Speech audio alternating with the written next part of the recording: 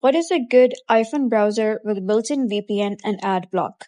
Hello guys and welcome back to the channel. In this video, I'm going to show you which is the good or best iPhone browser with built-in VPN and ad block. So let's get started. First of all, open App Store, go to the search bar and type in Tor browser. Click on Tor browser and then you're going to head over and download this one over here. Click on it and then you're going to simply install it. Click on open, and if you have opened it for the first time, they will ask you to connect. So simply click on the connect button and then you will be redirected to an interface like this.